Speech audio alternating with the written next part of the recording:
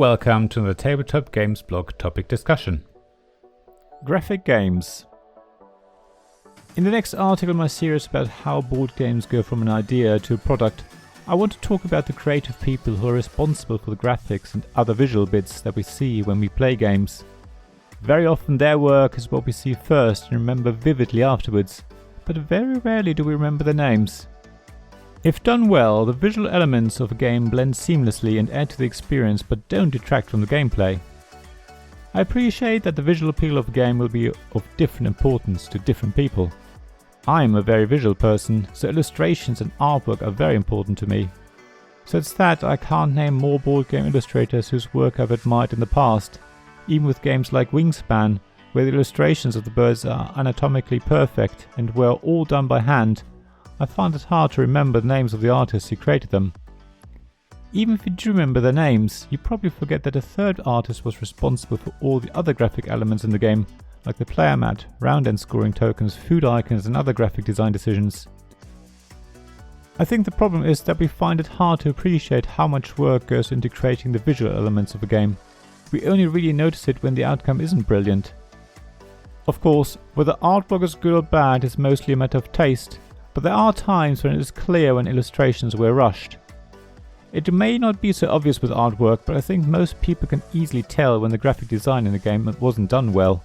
A badly laid out player mat with confusing icons can make a game almost unplayable, or at least will require a lot of referring back to the rulebook. Artwork can have the same problem though.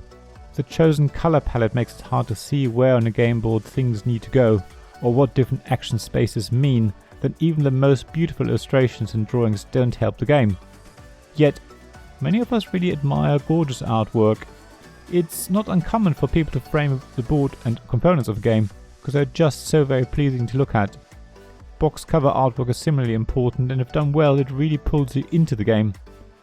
In fact, for many of us, wonderful artwork can take us into another world, the world that the game lives in. Beautiful illustrations can, as the saying goes, replace 1,000 words, if not more.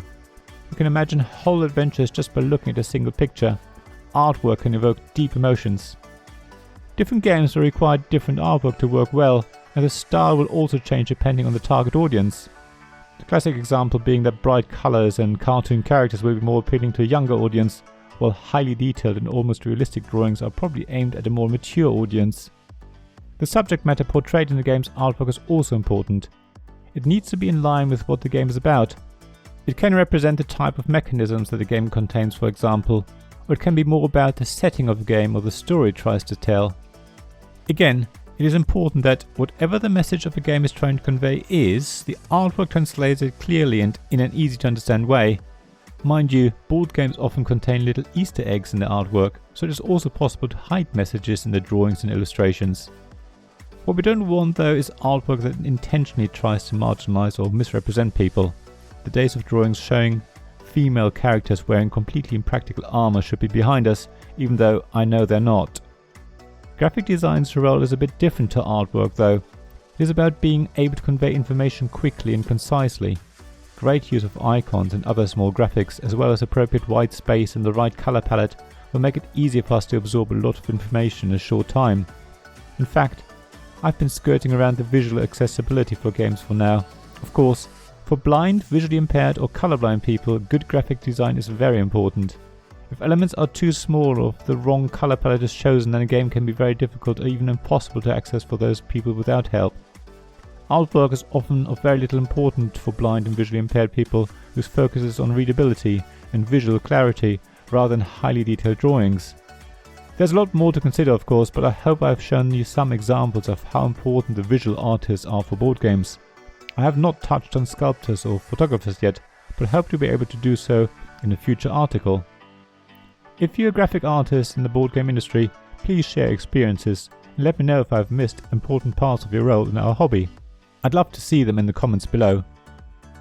In case you're wondering, the names of the artists who create the bird drawings are Ana Maria Martinez Jaramillo and Natalia Rojas. Beth So was responsible for all the other graphics elements in Wingspan. Thank you for listening to this Tabletop Games blog topic discussion podcast. Please check the description below for links mentioned in this episode, as well as to the written version of this article on the blog. If you enjoyed this episode, please subscribe, give us some stars or leave a review. Please also tell your friends about me, and if you want to offer financial support, check out my Patreon and Ko-fi pages, links to which you'll find in the blog at tabletopgamesblog.com. So thank you again for listening, and I hope to see you again soon.